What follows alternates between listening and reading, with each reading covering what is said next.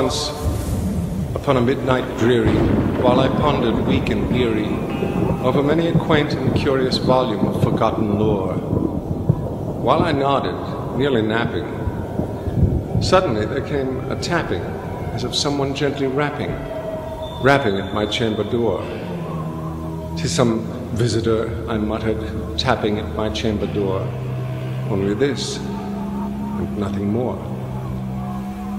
Distinctly I remember it was in the bleak December, and each separate dying ember wrought its ghost upon the floor. Eagerly I wished the morrow. Vainly I had sought to borrow from my books surcease of sorrow, sorrow for the lost Lenore, for the rare and radiant maiden whom the angels name Lenore, nameless here, forevermore. And the silken, sad, uncertain rustling of each purple curtain thrilled me, filled me with fantastic terrors never felt before, so that now, to still the beating of my heart, I stood repeating, "'Tis some visitor, entreating entrance at my chamber door, some late visitor, entreating entrance at my chamber door. This it is, and nothing more." Presently, my soul grew stronger. Hesitating then no longer, "Sir," said I, "or madam, truly your forgiveness I implore, but the fact is I was napping. And so gently you came rapping, and so faintly you came tapping at my chamber door, that I scarce was sure I heard you. Here, I opened wide the door. Darkness there. Nothing more. Deep into that darkness peering. Long I stood there wondering, fearing, doubting, dreaming dreams no mortal ever dared to dream before, but the silence was unbroken. The stillness gave no token, and the only word there spoken was the whispered word, "Lenore."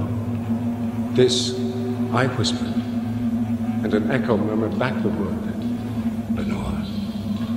Merely this, nothing more.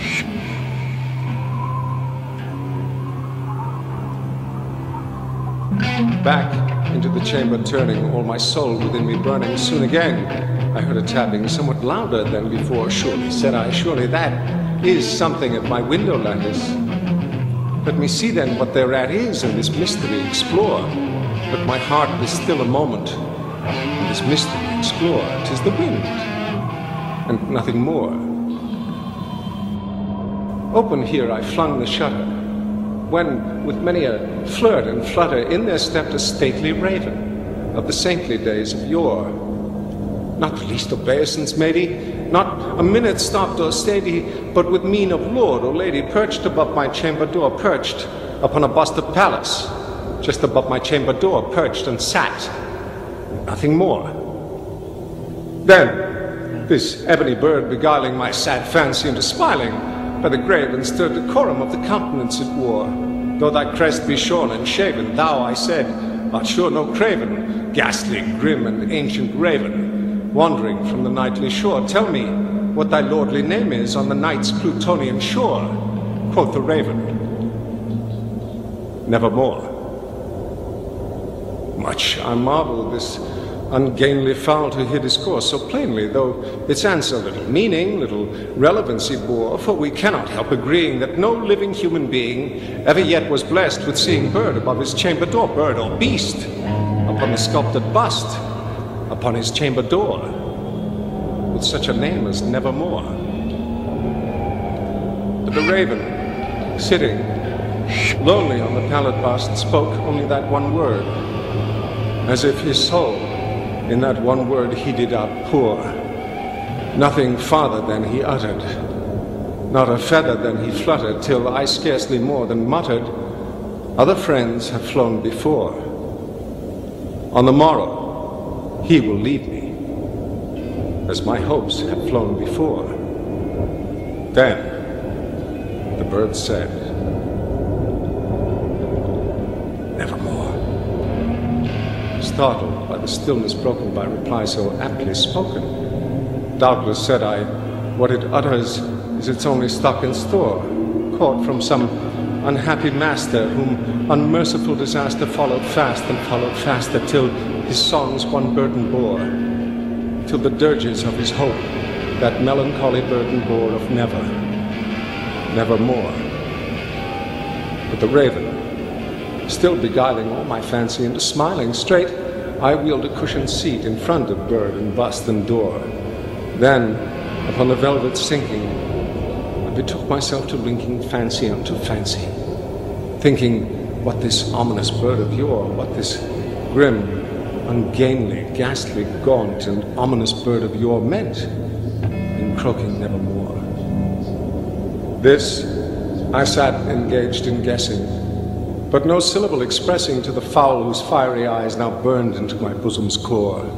This and more I sat divining, with my head at ease reclining on the cushion's velvet lining that the lamplight gloated o'er, but whose velvet violet lining with the lamplight gloating o'er she shall press on evermore. Then methought the air grew denser, perfumed from an unseen censer swung by seraphim, whose footfalls tinkled on the tufted floor. Wretch, I cried, thy God hath lent thee, by these angels he hath sent thee respite, respite and nepenthe from the memories of Lenore. Quaff, O quaff this kind nepenthe, and forget this lost Lenore, quoth the raven, nevermore. Prophet, said I, thing of evil, prophet, still a bird or devil, whether tempter sent or whether tempest tossed thee here ashore, desolate, yet all undaunted, on this desert land enchanted, on this home by horror haunted. Tell me, truly I implore, is there balm in Gilead? Tell me, I implore, quoth the raven, nevermore. Prophet, said I, thing of evil, prophet, still a bird or devil, by that heaven that bends above us, by that God we both adore. Tell this soul with sorrow laden, if within the distant Aden it shall clasp a sainted maiden whom the angels name Lenore. Clasp a rare and radiant maiden whom the angels name Lenore, quoth the raven, nevermore. Be that word our sign of parting, bird or fiend, I shrieked, upstarting.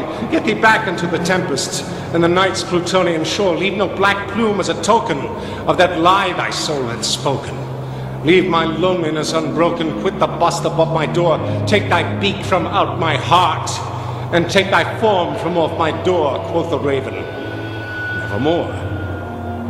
And the raven, never flitting, still is sitting, on the pallid bust of palace just above my chamber door.